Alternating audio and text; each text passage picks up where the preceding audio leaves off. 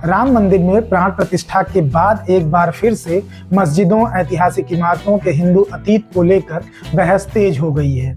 इसमें वाराणसी के काशी विश्वनाथ मंदिर और मथुरा के श्री कृष्ण जन्मभूमि का नाम सबसे पहले आता है। ऐसे में वाराणसी के ज्ञानव्यापी मस्जिद को लेकर भारतीय पुरातत्व सर्वेक्षण यानी ASI की रिपोर्ट सार्वजनिक हो गई है, जिसमें कहा गया है कि मौजूदा ढांचे के निर्माण से पहले वहां एक मंदिर था।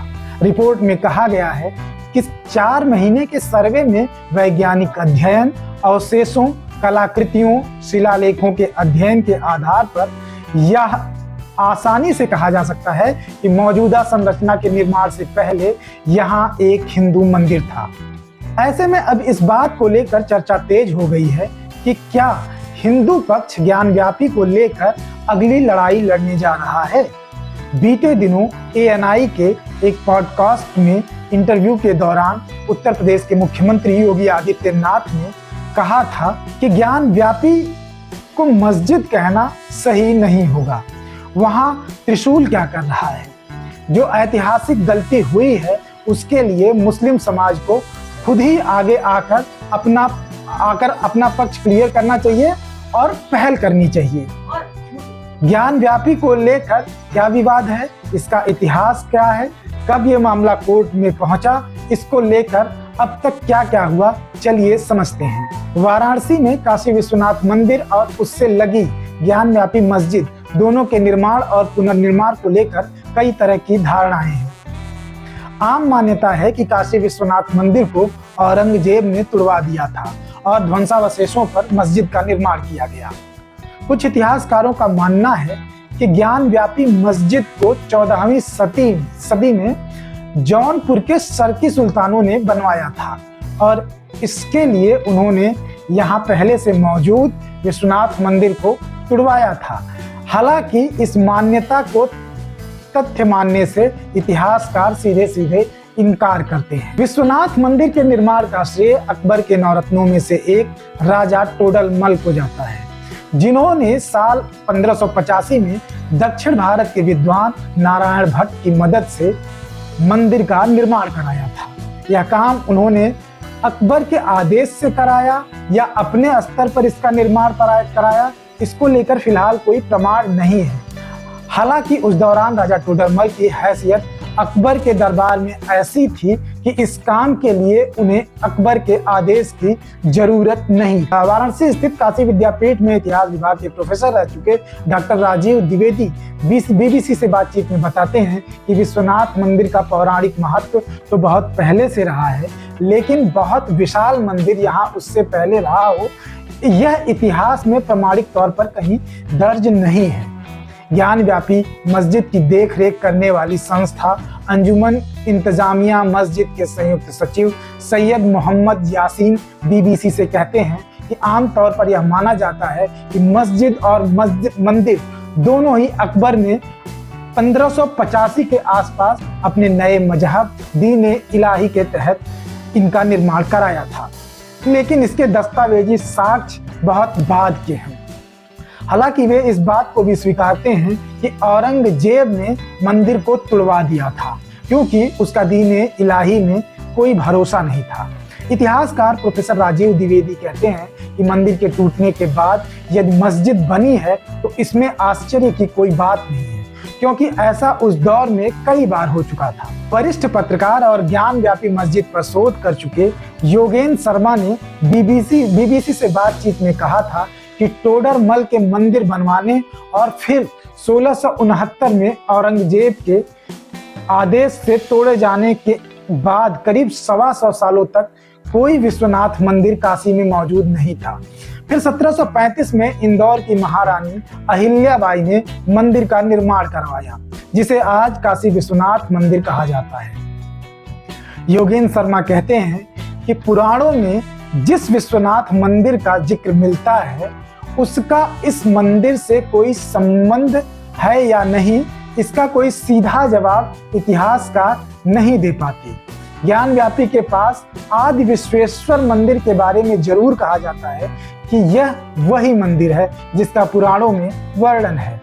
मंदिर के टूटने के बाद ही मस्जिद बनी और ज्ञान व्यापी कूप के नाम पर मस्जिद का भी नाम ज्ञान व्यापी पड़ा। ज्ञान व्यापी आज भी मौजूद है ऐसा कहा जाता है। वहीं हार्वर्ड यूनिवर्सिटी में कंपैरेटिव रिलीजन की प्रोफेसर डायना एल ई के अनुसार तीर्थ स्थल बनावट और कार्यान्वयन में वैभवशाली था और इसके केंद्र में एक पवित्र स्थल था जिसे 8 खंडों से घेरा गया था। वह कहती हैं कि आधे विखंडित हिस्से पर वर्तमान ज्ञान व्यापी मस्जिद तैयार की गई है। मस्जिद के पीछे से देखने पर 2 तरह की कलात्मक परंपराओं का फर्क साफ दिख जाता है। मंदिर की सुसज्जित पत्थर की दीवार जो कि विखंडित होने के बाद भी शानदार दिखती है, जिसके ऊपर प्लास्टर कर किया हुआ मस्जिद का साधारण गुंबद है। वहीं Aurangzeb the man and the myth नाम की पुस्तक की लेखिका आंद्रे ट्रुस्के के अनुसार मंदिर की दीवार को मस्जिद में इस्तेमाल करके शायद राजनीतिक संदेश देने की कोशिश की गई होगी कि मुगल प्रभुत्व को चुनौती देने का अंजाम क्या हो सकता है। इलाहाबाद विश्वविद्यालय में समकालीन इतिहास विभाग के प्रोफेसर हेरंब चतुर्वेदी कहते हैं कि समकालीन इतिहास में विश्वनाथ मंदिर तोड़े जाने का जिक्र नहीं है। साकी मुस्तईक खां और सुजान राय भंडारी ने, जो औरंगजेब के समकालीन इतिहासकार थे और जिनके विवरणों को उस काल का प्रमाणिक दस्तावेज माना जाता है, इस घटना का जिक्र नहीं किया है। अपनी बात को आगे बढ़ाते हुए वह कहते हैं कि ज्ञान व्यापी कोई ज्ञान की पाठशाला रही होगी, उसके साथ शायद एक मंदिर भी रहा होगा।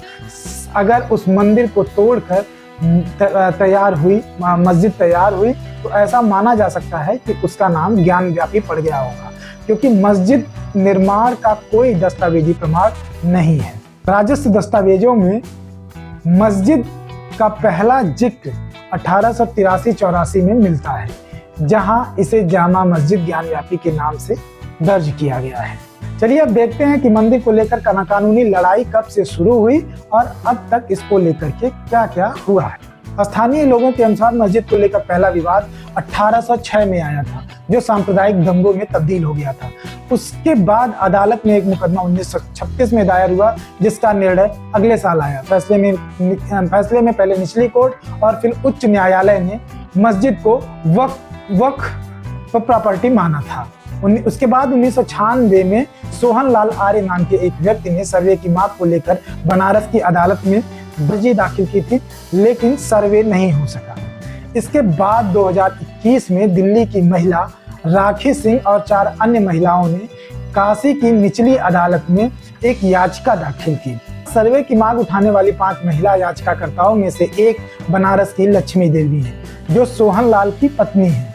याचिकाकर्ताओं ने ज्ञान व्यापी मस्जिद परिसर में श्रृंगार गौरी व अन्य देवी देवताओं के दर्शन पूजन की अनुमति मांगी। इसके साथ ही दावा किया गया कि ये देवी देवता प्लाट नंबर 9130 पर मौजूद हैं, जो विवादित नहीं है। अर्जी में कहा गया कि सर्वे करा के पूरे मामले को सुलझाया जाए। अर्जी दाखिल होने के करीब 8 माह बाद अप्रैल 2022 को अदालत ने सर्वेक्षण कराने और उसकी वीडियोग्राफी के आदेश दिए, जिसके बाद मस्जिद इंतजामिया यानी कि मंदिर प्रबंधन ने कई तकनीकी पहलुओं के आधार पर इस आदेश को हाई कोर्ट में चुनौती दी, जिसे हाई कोर्ट ने नामंजूर कर दिया। इसके बाद मस्जिद पक्ष सुप्रीम कोर्ट पहुंचा। इसके पहले एक बात ये बता दें कि राम मंदिर आंदोलन के दौरान धार्मिक स्थलों को लेकर और विवाद ना बढ़े, इसके लिए कांग्रेस की नरसिम्हा राव सरकार ने 18 सितंबर 1991 को उपासना स्थल कानून पास किया था, जिसमें बाबरी मस्जिद को अपवाद मानकर सभी दूसरे धार्मिक स्थलों पर लागू किया गया।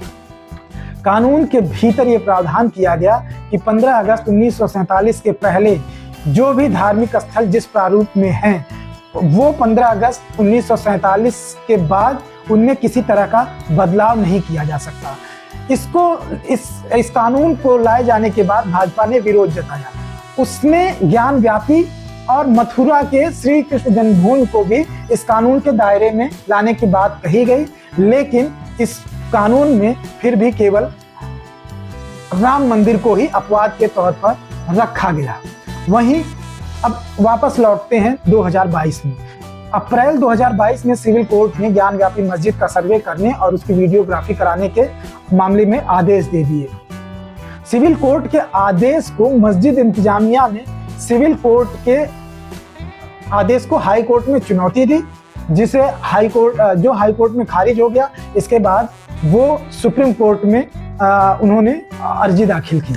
सुप्रीम कोर्ट में अर्जी दाखिल की, जिसके बाद सुप्रीम कोर्ट में सुनवाई शुरू होने से पहले 16 मई को सर्वे की रिपोर्ट फाइल की गई और वाराणसी सिविल कोर्ट ने मस्जिद के अंदर उस इलाके को सील करने व नमाज पर प्रतिबंध लगाने के आदेश दे दिए, जहां पर शिवलिंग मिलने की बात का दावा किया गया। हालांकि मुस्लिम पक्ष का कहना है कि वो शिवलिंग नहीं बल्कि एक फव्वारा है। वहीं मई 2022 को सुप्रीम कोर्ट ने शिवलिंग की सुरक्षा के लिए वुजू खाने को सील कर दिया। हालांकि उन्होंने मस्जिद में नमाज जारी रखने के लिए अनुमति सुप्रीम कोर्ट ने दे दी।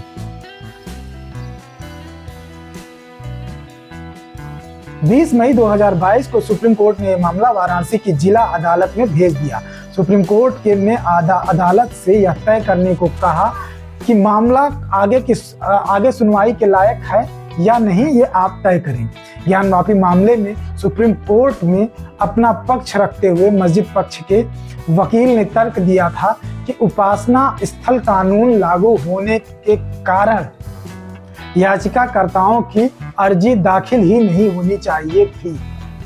वहीं बीजेपी नेता और वकील अश्विनी उपाध्याय ने उपासना स्थल कानून को सुप्रीम कोर्ट में चुनौती दे रखी है। उन्होंने अपनी दलील में मुख्य तौर पर 2 बातें सामने रखी हैं। पहली दलील है कि चूंकि कानून व्यवस्था राज्य सरकार के अधिकार क्षेत्र में है, इसलिए केंद्र सरकार इस पर कानून नहीं बना सकता है। अपनी याचिका में अश्विनी उपाध्याय ने दूसरी दलील ये दी कि तीर्थ स्थल पर कानून बनाने का अधिकार केंद्र और राज्य दोनों का है, लेकिन जब मामला अंतर्राष्ट्रीय हो, जैसे कैलाश मानसरोवर या ननकाना साहिब, वो अधिकार क्षेत्र केंद्र सरकार का हो जाता है। वहीं जब मामला राज्यों से जुड़े धार्मिक स्थलों का हो तो राज्यों के अधिकार क्षेत्र का मामला होता है। ऐसे में अब आरएसएस प्रमुख मोहन भागवत ने के उस बयान को भी सोचना चाहिए जो 2022 में नागपुर में एक संघ के समारोह के दौरान उन्होंने कहा था, इतिहास वो है जिसे हम बदल नहीं सकते। इसे न आज के हिंदुओं ने बनाया और न ही आज के मुसलमानों ने। ये उस समय घटा। हर मस्जिद में शिवलिंग क्यों देखना? अब हमको कोई आंदोलन नहीं करना है।